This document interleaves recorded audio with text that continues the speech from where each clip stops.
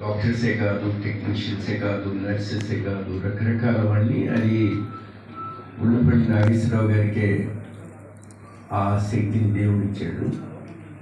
అట్లానే మరి మ్యాక్స్ విషన్లో ఎప్పుడు కూడా నేను టెక్నాలజీలో ఏ విధంగా ఈ ఎల్విఫిసార్ కన్నా ముందు ఎట్లా ఉండాలా అని ఆలోచించి నేను కాన్స్టెంట్గా టెక్నాలజీని ముందుకు తీసుకెళ్తూ వచ్చాను.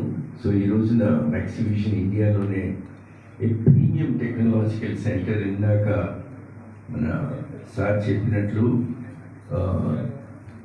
దేవుడి దయ వల్ల, ఆ వెంకటేశ్వర స్వామి దయ వల్ల ప్రీమియం టెక్నాలజీస్ అన్నీ నా చేతిలో పడతాం. ఇంతమంది లక్షల మంది కంటి డాక్టర్లు ఉంటే నేనే ఎందుకు చేయాలంటే అది కేవలం దేవుడు, నేను కాదు.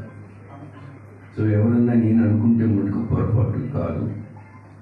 సో ప్రపంచంలో ఎన్ని దేశాలు ఉన్నాయో అన్ని దేశాలకి నన్ను ఆ 15 నిమిషాలు మాట్లాడడం కోసం వాళ్ళ ఖర్చుతో నన్ను పిలవటం కేవలం టెక్నాలజీ వల్ల. సో అదృష్టం నాకు కట్టడం, మరి ఇట్లాంటి మిత్రులు ఉండి వాళ్ళందరి బ్లెస్సింగ్స్ వల్ల ఈ రోజున max vision is a corporate hospital.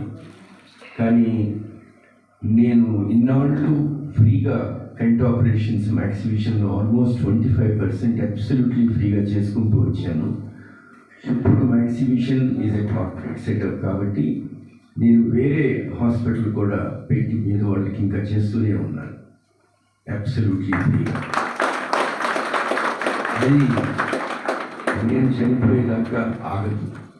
నాకు బీదకన్నైనా ఒకటే, గొప్పకన్నైనా ఒకటే అనే ఒక ఆలోచన.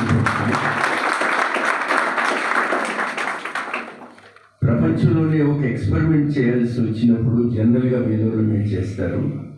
నా మనసుకి అది నచ్చదు కాబట్టి ఆ ఆపరేషన్ నా కంటి మీద నేనే చేసుకుని ఆ ఎక్స్పెరిమెంట్ నేను ప్రూవ్ చేశాను.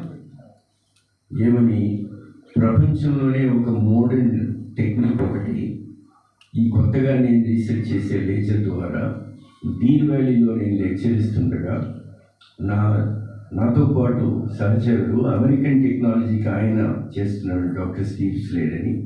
ఆయనకి ఐడియా చెప్తే ఆయనతో పాటు చూసుకొని వస్తానంటే ఎంత ధైర్యంగా వెళ్ళి ఆ ఎక్స్పెరిమెంట్ ఆయన చేత నాకంటే మీద చేయించి నా టెక్నిక్. ఆ తర్వాత మర్నాడు పోయి 18 హోల్స్ గోల్ఫ్ ఆడాను one day, very next day.